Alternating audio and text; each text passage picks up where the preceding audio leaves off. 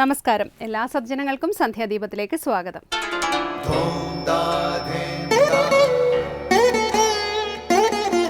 ശുഭം ഭവതു കല്യാണമായുസാരോഗ്യവർദ്ധനം സർവദുഃഖ വിനാശായ സന്ധ്യാദീപം നമോസ്തുതേ. നാമം ജപായനം പുണ്യം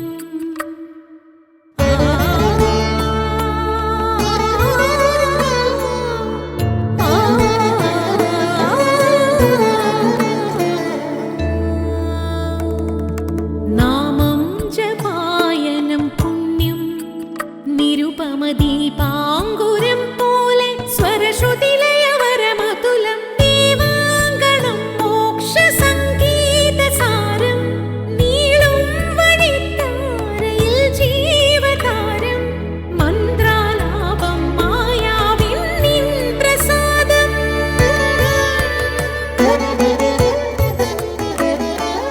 ഇരുൾ നീങ്ങിയുണരുന്ന തെളിനാളദീപം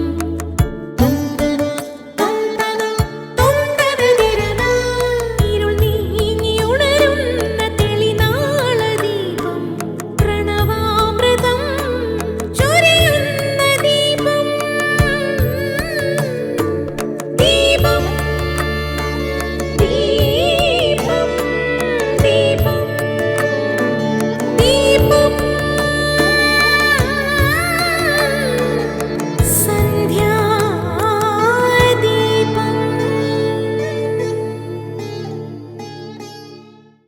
ഭക്തിക്ക് പല തലങ്ങളുണ്ടെന്ന് ഭക്തിശാസ്ത്രങ്ങൾ പറയുന്നു. അപരാഭക്തി, പരാഭക്തി എന്നീ 2 വിഭാഗങ്ങളായി നാരദൻ തുടങ്ങിയ മഹർഷിമാർ ഭക്തിയെ വേർതിരിക്കുന്നുണ്ട്. അപരാഭക്തിയിൽ സാധനയുടെ വിവിധ പടികൾ കാണാൻ സാധിക്കുന്നു. ബാഹ്യമായും മാനസികവുമായുമുള്ള സാധനകൾ ഇതിൽപ്പെടും. ഭക്തിമാർഗം പിന്തുടർന്ന ഈശ്വരാന്വേഷി വിവിധ ഭക്തി സാധനകൾ ചെയ്യുന്നു. ഇവയിൽ അനുഷ്ഠാനങ്ങളും മാനസിക ഭാവങ്ങളും ഉൾപ്പെടും. ഇങ്ങനെയുള്ള ശാരീരിക, വാചിക, മാനസിക സാധനകളിലൂടെ അഭ്യസിക്കപ്പെടുന്ന ഭക്തി സാധനകൾ സാധകനെ ഭക്തിയുടെ പരമോന്നത തലത്തിലേക്ക് എത്തിക്കുന്നു. ഈ അവസ്ഥയെ പരാഭക്തി എന്ന് പറയുന്നു. ഇവിടെ ഭക്തിയും അദ്വൈത ജ്ഞാനവും ഒന്നായി തീരുന്നു. ജ്ഞാനമയമായ ഇത്തരം ഭക്തിയെയാണ് നാരായണ ഭട്ടതിരിയെ പോലുള്ള ഭക്തന്മാർ അവരുടെ കൃതികളിൽ അവതരിപ്പിച്ചിട്ടുള്ളത്.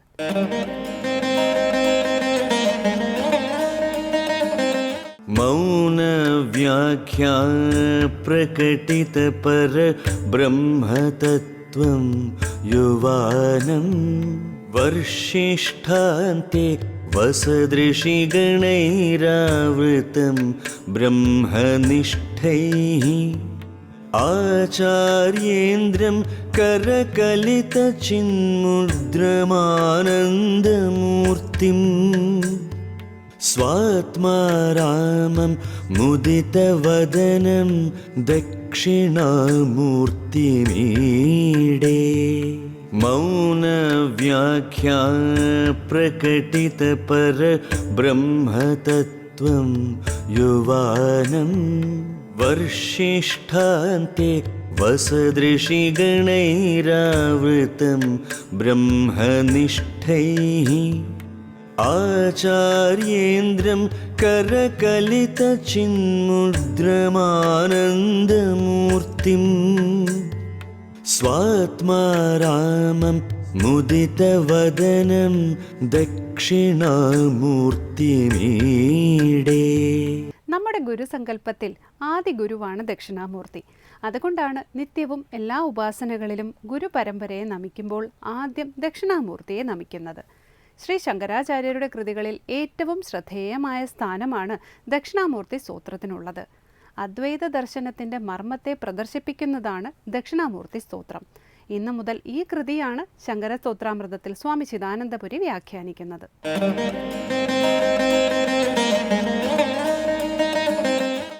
ഭഗവാൻ ഭാഷ്യകാരൻ്റെ ശ്രീമദാദി ശങ്കരാചാര്യ സ്വാമികളുടെ വ്യത്യസ്ത കൃതികളാണ് നമ്മൾ പരിചയപ്പെടുന്നത്. സ്തോത്രങ്ങളും പ്രകരണങ്ങളും എല്ലാം അതിൽ ഉൾപ്പെടും. ഏതാനും സ്തോത്രങ്ങളും പ്രകരണങ്ങളും നമ്മൾ ശ്രദ്ധിച്ചു. വളരെ പ്രസിദ്ധമായ ദക്ഷിണാമൂർത്തി സ്തോത്രം തുടർന്ന് നമുക്ക് ശ്രദ്ധിക്കാം. ഈ ദക്ഷിണാമൂർത്തി സ്തോത്രത്തിന് ദക്ഷിണാമൂർത്തി അഷ്ടകം എന്നും പേരുണ്ട്. അഷ്ടകം എന്ന് പറഞ്ഞാൽ 8 ശ്ലോകങ്ങൾ ചേർന്നതാണ്. എന്നാൽ ഫലശ്രുതി അടക്കം ഇതിൽ 10 ശ്ലോകങ്ങളുണ്ട്. ശരിക്കും പറഞ്ഞാൽ ദക്ഷിണാമൂർത്തി അഷ്ടകം എന്നാണ് പേരെങ്കിലും ഇത് ദശകമാണ്. ഏതോ ഒരു ശ്ലോകം പിന്നീട് കയറി കൂടിയതായിരിക്കണം. പിന്നെ ഫലശ്രുതിയും കൂടിയാവുമ്പോൾ 10 ശ്ലോകമാവും. അല്ലെങ്കിൽ ദക്ഷിണാമൂർത്തി അഷ്ടകം എന്നുള്ള പേരെങ്ങനെയോ തെറ്റായിട്ട് പ്രചരിച്ചതായിരിക്കാം. ഭാഷ്യകാരൻ്റെ കൃതികളിൽ, പ്രകരണ ഗ്രന്ഥങ്ങളിൽ ഒരേ സമയത്ത് ഒരു ഉത്തമ സ്തോത്രകൃതിയായിട്ടും അതേപോലെ ഒരു പ്രകരണ ഗ്രന്ഥമായിട്ടും ഒരുപോലെ മാനിക്കാവുന്ന കൃതിയാണ് ഈ ദക്ഷിണാമൂർത്തി സ്തോത്രം. സ്തോത്രം എന്ന് പറയുമ്പോൾ സ്തൂയത്തെ അനേന ഇതി സ്തോത്രം. സ്തുഞ്ഞ് ഗുണകഥനെ എന്നാണ് ധാതു. അപ്പോൾ യാതൊന്നിനെ കൊണ്ട് ഗുണകഥനം കീർത്തിക്കപ്പെടുന്നുവോ അതാണ് സ്തോത്രം. ദേവതകളുടെ, ഈശ്വരൻ്റെ, രാജാവിൻ്റെ എന്ന് വേണ്ട ആരുടെയെങ്കിലുമൊക്കെ ഗുണങ്ങളെ പറഞ്ഞ് അവരെ കീർത്തിക്കുക, അതിനാണ് സ്തോത്രം എന്ന് പറയുന്നത്. ഇവിടെ ഭഗവാന്റെ ഗുണകഥനങ്ങളാണ് ഭഗവത് സ്തോത്രങ്ങൾ. ആ നിലയ്ക്ക് ഓരോ ശ്ലോകത്തിലും നമ ഇദം ശ്രീ ദക്ഷിണാമൂർത്തയെ എന്ന് പറഞ്ഞുകൊണ്ട് സ്തുതിക്കുന്നതായതുകൊണ്ട്, നമസ്കരിക്കുന്നതായതുകൊണ്ട് ഇത് ഒരു ദക്ഷിണാമൂർത്തി സ്തോത്രമാണെന്ന് പറയാം. അപ്പോൾ സ്തോത്ര സാഹിത്യത്തിൽ പെടും. എന്നാൽ ഈ കൃതിയിൽ ഓരോ ശ്ലോകവും ശ്രദ്ധയോടുകൂടി പഠിക്കാൻ നമ്മൾ തയ്യാറായാൽ അത്യഗാധമായ വേദാന്ത ആദർശങ്ങളെ അഥവാ വേദാന്ത ഉപദേശങ്ങളെ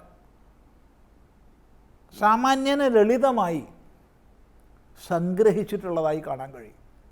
ഈ ഒരു കൃതി ശ്രദ്ധയോടുകൂടി പഠിച്ചാൽ വേദാന്തത്തിൻ്റെ മുഖ്യങ്ങളായ ആശയങ്ങളെ മുഴുവൻ നമുക്ക് മനസ്സിലാക്കാം. ഇത് ഒന്നാന്തരം വേദാന്ത പ്രകരണവുമാണ്.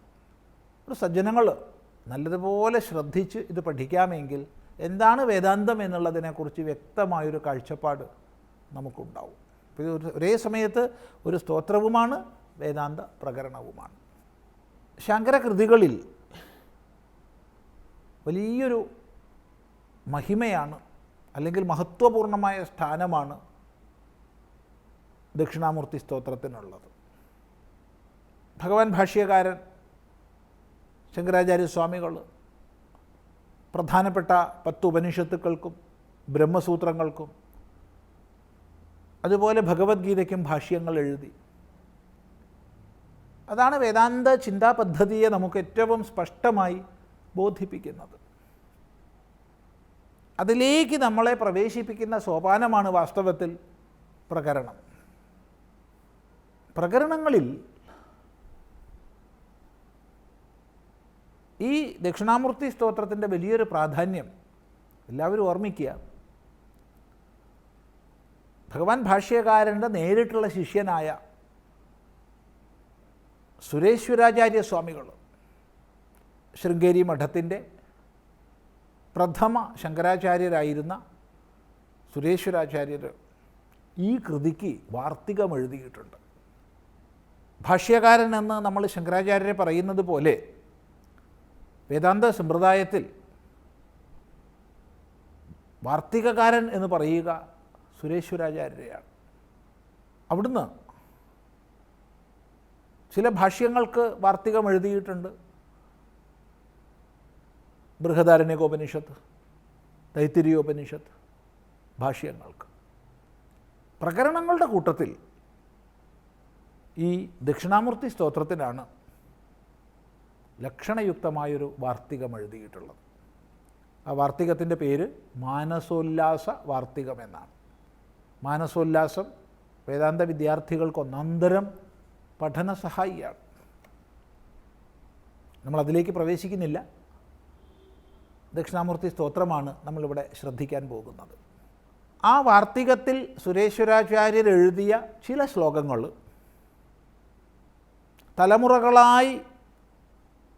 തലമുറകളായി ഗുരുശിഷ്യ പ്രശിഷ്യ പരമ്പരയിലൂടെ ദക്ഷിണാമൂർത്തി ധ്യാനമായിട്ട് അംഗീകരിക്കപ്പെട്ട് ആദരപൂർവ്വം ചൊല്ലുന്ന ചില ശ്ലോകങ്ങൾ, അവയെ അല്പം ഒന്ന് ശ്രദ്ധിച്ച ശേഷം നമുക്ക് ദക്ഷിണാമൂർത്തി സ്തോത്രത്തിലേക്ക് കടക്കാം. ദക്ഷിണാമൂർത്തി സ്തോത്രത്തിലേക്ക് പ്രവേശിക്കുമ്പോൾ ദക്ഷിണാമൂർത്തി സങ്കല്പത്തെക്കുറിച്ചൊരു കാഴ്ചപ്പാട് നമുക്ക് അനിവാര്യമാണ്. ആരാണ് ദക്ഷിണാമൂർത്തി? നമ്മുടെ ദേവതാ സങ്കല്പത്തിൽ അഥവാ ഗുരു പരമ്പര സങ്കല്പത്തിൽ എന്താണ് ദക്ഷിണാമൂർത്തിയുടെ സ്ഥാനം? ഈ വക വിഷയങ്ങളെ മനസ്സിലാക്കിയിട്ട് മുന്നോട്ട് പ്രവേശിക്കാം, കൃതിയിലേക്ക് പ്രവേശിക്കാം എന്നാണ് വിചാരിക്കണത്. ഏതായാലും ആ ഭാഗങ്ങൾ നമുക്ക് തുടർന്ന് അടുത്ത പ്രാവശ്യം ചിന്തിക്കാം.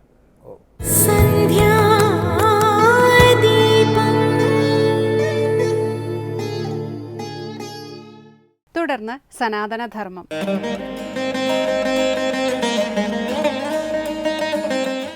ഓം നമോ ഭഗവതേ വാസുദേവായ. എല്ലാവർക്കും എൻ്റെ പ്രണാമം. ദശമസ്കന്ധത്തിൻ്റെ പൂർവാർത്ഥത്തിൽ ദേവന്മാരുടെ സ്തുതിയിൽ 34-ാമത്തെ ശ്ലോകമാണ് അടുത്തത്. സത്വം വിശുദ്ധം ശ്രേയതേ ഭവാൻ സ്ഥിതോ ശരീരിണാം ശ്രേയ ഉപായനം വപുഃ വേദക്രിയായോഗ തപസ്സമാധിഭിർ തവാർഹണം യേന ജനസമീഹതേ. പറയുകയാണ്, ഭഗവാൻ പല രൂപങ്ങളെ എടുത്തിട്ടുണ്ട്. ഭഗവാൻ പോലും പല രൂപങ്ങളെ എടുത്തിരിക്കുന്നത് എന്തിനു വേണ്ടിയിട്ടെന്നുള്ള കാര്യത്തെയാണ് ഇവിടെ ചുരുക്കി പറയുന്നത്. രാമനായിട്ടും പരശുരാമനായിട്ടും കൃഷ്ണനായിട്ടുള്ള അവതാരങ്ങളെല്ലാം പ്രസിദ്ധമാണ്. മത്സ്യകൂർമ്മ വരാഹം തൊട്ടുള്ള എല്ലാ അവതാരങ്ങളും ഇപ്പം തന്നെ ഇവിടെ പറയുകയും ചെയ്യും. ഭഗവാൻ ഇത്രയധികം ക്ലേശങ്ങൾ ആർക്ക് വേണ്ടി സഹിക്കുന്നു ചോദിച്ചാൽ സജ്ജനങ്ങൾക്ക് വേണ്ടിയിട്ട്. അപ്പോൾ ഭഗവാന്റെ മുമ്പിൽ തൊഴുതിരിക്കുമ്പം എന്നെ ഭഗവാൻ രക്ഷിക്കുന്നില്ല എന്ന് മാത്രം പറയരുതേ. എന്തുകൊണ്ടാണ്? ഭഗവാന്റെ ഓരോ അവതാരങ്ങളും മനുഷ്യ സമൂഹത്തിന് വേണ്ടിയിട്ടായിരുന്നു.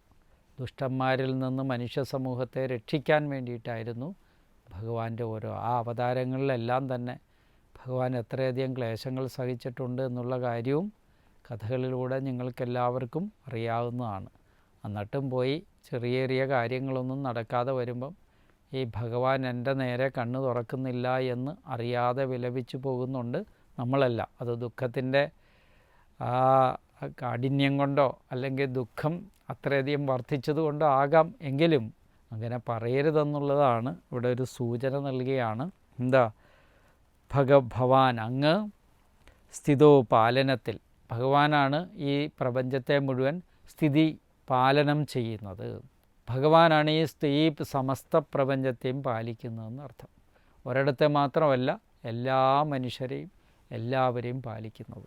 ശരീരണാം പ്രാണികൾക്ക് ശ്രേയസ്സിനെ ഉപായനം പ്രാപിപ്പിക്കുന്നതും വിശുദ്ധം സത്വം രജസ്തമസ്തമ്പർക്കമില്ലാത്ത സത്വഗുണസ്വരൂപമായിരിക്കുന്ന ഭഗവാനാണ്. ഇതിനു മുമ്പ് പലതവണ ആവർത്തിച്ച് പറഞ്ഞിട്ടുള്ള കാര്യം തന്നെയാണ് ഭാഗവതം ഇവിടെ വെളിപ്പെടുത്തുന്നത്. 3 ഗുണങ്ങളുണ്ടെന്നും അതിൽ സത്വം രജസ് തമസ് എന്ന് പറയുന്ന ഗുണം, തത്ര സത്വം നിർമ്മലത്താതെന്ന് മുമ്പ് പറഞ്ഞിട്ടുണ്ട്. സത്വഗുണമെന്ന് പറഞ്ഞാൽ വളരെ നിർമ്മലമായിരിക്കുന്ന ഗുണമാണ്. അതാണ് ഭഗവത് ഗുണം. ഭഗവാന്റെ ആ ഗുണത്തെ ആശ്രയിച്ചുകൊണ്ട് രജോ ഗുണമോ തമോ ഗുണമായിട്ട് യാതൊരു ബന്ധമില്ലാതെ, ഈ സമ്പർക്കമില്ലാതെ സത്വഗുണസ്വരൂപനായിരിക്കുന്നതുമായ ബഭുഹു ശരീരത്തെ, ഭഗവാൻ ഏത് ശരീരത്തെയാണ് സ്വീകരിച്ചത്? രജോ ഗുണമോ തമോ ഗുണം കൊണ്ട് സമ്പർക്കമില്ലാത്ത സത്വഗുണാധിക്യമുള്ള ബഭുസിനെയാണ്, ശരീരത്തെ ശ്രേയതേ സ്വീകരിക്കുന്നു. ഏന യാതൊന്ന് ഹേതുവായിട്ടാണ്, യാതൊന്ന് കാരണമായിട്ടാണോ ജനസമൂഹം വേദക്രിയാ യോഗ തപഃ സമാധിഭി, വേദാധ്യയനം അതുപോലെ തന്നെ എന്താണ് ക്രിയായോഗം, അതായത് നമ്മുടെ സൽക്കർമ്മങ്ങൾ തുടങ്ങിയിരിക്കുന്ന എല്ലാ കർമ്മമാർഗങ്ങളും അതിൽപ്പെടും. വേദക്രിയ യോഗ, തപഹ തപസ്, സമാധി എന്നിവ കൊണ്ട് തവ നിന്തിരുവടിയെ അർഹണം പൂജയെ സമീയതേ ചെയ്യുന്നു. വേദത്തെ ഇവിടെ പറഞ്ഞിരിക്കുന്ന 4 കർമ്മങ്ങളെക്കുറിച്ച് പറഞ്ഞിരിക്കുന്നു. വേദം ക്രിയായോഗം. വേദമെന്ന് പറഞ്ഞു കഴിഞ്ഞാൽ സാധാരണ ബ്രഹ്മചാരികൾ ആദ്യം പഠിക്കുന്നതാണ് വേദാധ്യയനം. അതാണ് ഒന്നാമത്തെ ക്രിയ. വേദാധ്യയനം കൊണ്ട് ഭഗവാനെ ആരാധിക്കുന്നു. രണ്ടാമത്തത് ക്രിയായോഗം. സൽക്കർമാദി ക്രിയായോഗങ്ങൾ അനുഷ്ഠിച്ചുകൊണ്ട് ഭഗവാനെ ആരാധിക്കുന്നു. മൂന്നാമത്തത് എന്താണ്? തപഹ, തപസ്സുകൊണ്ട് ഭഗവാനെ ആരാധിക്കുന്നു. എങ്ങനെയാണ്? ബ്രഹ്മചര്യകാലത്ത് വേദപഠനം, ഗൃഹസ്ഥാശ്രമ കാലത്ത് യാഗാദി കർമ്മങ്ങളുടെ അനുഷ്ഠാനത്തെയാണ് എന്ത് പറയുന്നത്? ക്രിയായോഗം എന്ന് പറയുന്നത്. പിന്നെ വാനപ്രസ്ഥാശ്രമത്തിലെയാണ് തപസ്സെന്ന് പറയുന്നത്. സമാധി സന്യാസാശ്രമത്തിലെയാണ് സമാധി. ഈ 4 അവസ്ഥകളെയാണ് ഇവിടെ എടുത്തു പറഞ്ഞിരിക്കുന്നതെന്ന് ഓർക്കണം. ബ്രഹ്മചര്യകാലത്തെ വേദാധ്യയനവും അതുപോലെ തന്നെ ഗൃഹസ്ഥാശ്രമത്തിലിരുന്നുകൊണ്ട് യാഗാദി കർമ്മങ്ങളുടെ അനുഷ്ഠാനമായിരിക്കുന്ന ക്രിയായോഗങ്ങളും, തപസ് വാനപ്രസ്ഥാശ്രമത്തിലെ തപസ്സും, അതുപോലെ തന്നെ സമാധി സന്യാസാശ്രമത്തിലെ സമാധി, ഇതെല്ലാം നിന്തിരുവടിയുടെ അർഹണം പൂജയെ സമീഹിതേ ചെയ്യുന്നു. സത്തുക്കൾക്ക് സുഖത്തെ ഉണ്ടാക്കുന്നതായിരിക്കുന്ന ശ്രീഹരിയുടെ രൂപം സത്വഗുണസമ്പൂർണമാണ് എന്ന് നമ്മളെ ഓർമ്മപ്പെടുത്തിയാണ് ഇവിടെ ചെയ്യുന്നത്. അതിലേറ്റവും പ്രധാനം നിന്തിരുവടിയുടെ മായയെ അതിക്രമിച്ചുകൊണ്ട് ചിസ്വരൂപമായിരിക്കുന്ന അവതാര രൂപത്തെയാണ് അങ്ങെപ്പോഴും കൈവരിക്കുന്നത്. ഇതെല്ലാം ശ്രദ്ധിച്ചു കേട്ടോണം. ഭഗവാൻ സത്വഗുണസമ്പന്നനാണ്. അപ്പോൾ ഭഗവാനെ ആരാധിക്കുന്നവർക്കും എന്തു വേണം? സത്വഗുണസമ്പൂർണത്വം ഉണ്ടായിരിക്കണമെന്നർത്ഥം. ഭഗവാനെ ആരാധിക്കുന്നവർ അധികം ദേഷ്യപ്പെടരുത്, അധികം കരയരുത്, അധികം എന്ത് ചെയ്യണം? മറ്റുള്ള കാര്യങ്ങളിൽ അധികം സംസാരിക്കരുത്, വിമുഖതയുണ്ടായിരിക്കണം. എപ്പോഴും എന്താണ്? നമ്മൾ സാധാരണ രീതി പുറമെയാണ് സാധന ചെയ്യുന്നത്, നാമജപാതി സാധനകൾ. ഇവിടെ അന്തരംഗ സാധനങ്ങളായിരിക്കണം. അന്തരിന്ദ്രിയങ്ങളെ നിയന്ത്രിക്കാനുള്ള അന്തരുപാസനകൾ ചെയ്യണം. അമിതമായിട്ട് മനസ്സ് എങ്ങും പോകാതെ ഒരിടത്ത് നിലനിർത്തിക്കൊണ്ട് നാമജപാദികൾ അനുഷ്ഠിക്കണം. നാമം ജപിക്കുമ്പം നമുക്ക് പലപ്പോഴും എന്താ അശ്രദ്ധകൾ ഒരുപാട് വരാറുണ്ട്. പലരും കാണുമ്പോഴൊക്കെ പറയാറുണ്ട് ഇങ്ങനെ, നാമം ജപിക്കും പക്ഷേ ഉറക്കം വരും, അതാണ് ഏറ്റവും പ്രധാനം. അപ്പോൾ ഉറക്ക ഗുളികയുടെ ആവശ്യമില്ല എന്നാണ് അവർ പറയുന്നത്, ഉറക്കം വരാൻ. വാർദ്ധക്യം ഒരാൾ എന്നോട് പറഞ്ഞു ഉറക്കം വരുന്നില്ല, അയാളോട് 300 വരെ എണ്ണാൻ പറഞ്ഞു. പിന്നീട് കണ്ടപ്പോൾ അയാൾ എന്നോട് പറഞ്ഞത്, സ്വാമി 300 വരെ എണ്ണാൻ പറ്റുന്നില്ല, ഒരു 200 കഴിയുമ്പോൾ ഉറങ്ങിപ്പോകുന്നു, 300 വരെ എങ്ങനെയെങ്കിലും എത്തിക്കണമെന്നാണ് ആഗ്രഹം.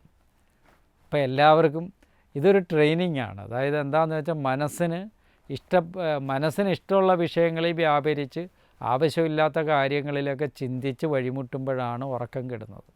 മനസ്സിനെ തൻ്റെ വശത്തിൽ കൊണ്ടുവന്ന് വെച്ചുകൊണ്ടിരുന്ന് ഉറങ്ങി കാര്യങ്ങൾ ചിന്തിച്ച് നോക്കിയാൽ അപ്പോൾ ഉറക്കം തനിയെ വരും. ഇങ്ങനെയുള്ള കാര്യങ്ങളൊക്കെ കേട്ടാൽ നമുക്ക് പെട്ടെന്ന് ഉറക്കം വരും. അതൊരു പ്രത്യേകതയാണ്. കാര്യം ഇതിനൊരു പ്രത്യേകതയുണ്ട്. എന്താണെന്നറിയാം? സത്വഗുണം ഇല്ലാത്തവർ ഇത് കേട്ടാൽ അവർക്ക് ഉറക്കം വരും. രജസും തമസും കൂടിയിരിക്കുന്നതുകൊണ്ടാണ്. അതുകൊണ്ട് ഇവിടെ ഭഗവാനെ ആശ്രയിക്കുന്നവർ, ഈ 4 വിധ കർമ്മങ്ങൾ കൊണ്ട് ആരാധിക്കുന്നവർ ഈ പ്രപഞ്ചത്തെ സംരക്ഷിക്കുന്ന ഭഗവാനാണെന്നുള്ള കാര്യം എപ്പോഴും നമ്മുടെ മനസ്സിൽ ഓർമ്മയിൽ വേണം. ഭഗവത് ആരാധന ഏറ്റവും പ്രധാനമായിരിക്കണം. നമസ്കാരം.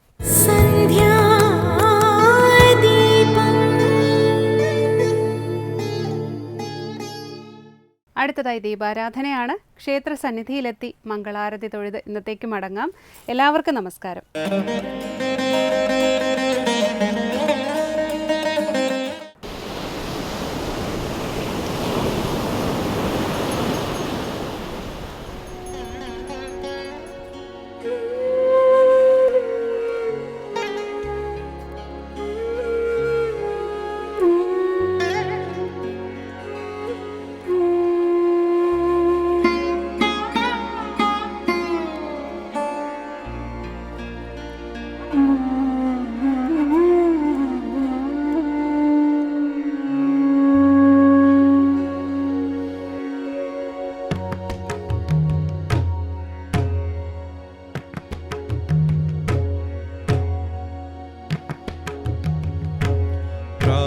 प्रातः भजामि भवभीतिहरं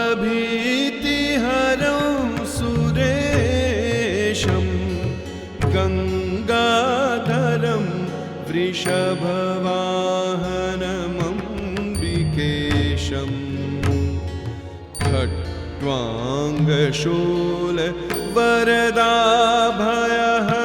खट्वाङ्गशूलवरदाभयहस्तमीशं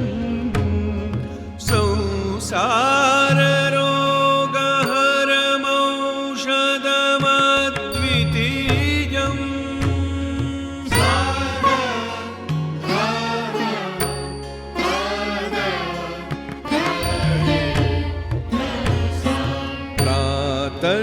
प्रातर्भजामि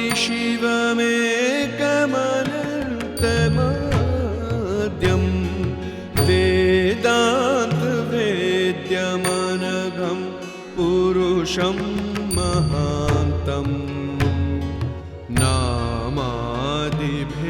नामादिभेदरहितं षड्भावशून्यं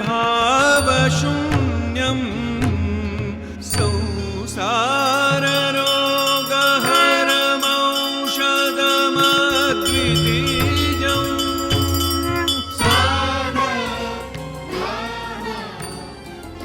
കവർദ്ദധാരിണി കുടിച്ചന്നുദഗ്രമ കാണകൂടം ലോകരക്ഷയോത്ത് കരതലം കൊണ്ടുടൻ പാർവതി നിർഗളം ബന്ധിച്ചു നിൻ ജീവരക്ഷയോത്ത് കാളകൂടം പുറത്തെത്താതെ വിഷ്ണുതൻ കൈകളാൽ ബന്ധിച്ചു നിൻകടനം കീഴ്മേൽ ചലിക്കാതുറച്ചു വിഷം നീലകണ്ഠനായി മാറി നീ രുദ്രേശ്വര ആഴിമല വാഴും ശ്രീ മഹാദേവ ആഗ്നേയ നയനദേവ പാഴ്മുളം തണ്ടിൽ ഞാൻ മൂളുമി പാട്ടിന് തുണ നിന്നൊടുക്കുമാത്രം കാറ്റിന്റെ കൈകളിൽ ഊഞ്ഞാലയാടും കടലലകൾ മാമലയേ പുൽകിയുണർത്തുമീ മംഗലഭൂമിയിൽ കൈകൂപ്പി നിൽക്കുന്നിതാ ആഴിമല വാഴും ശ്രീ മഹാദേവ ആഗ്നേയ നയനദേവ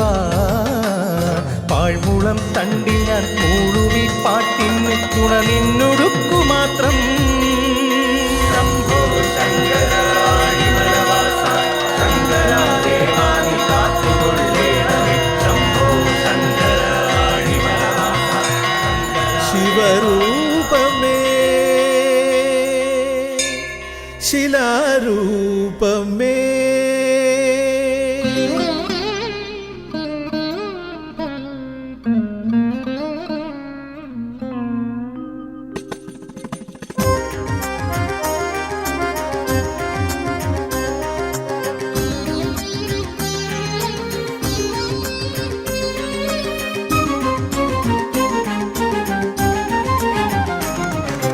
ശിവരൂപമേ ശിലാരൂപമേ തോരാത്ത കണ്ണീരഭിഷേകമായാൽ ശിലയിലിരിപ്പാനാവും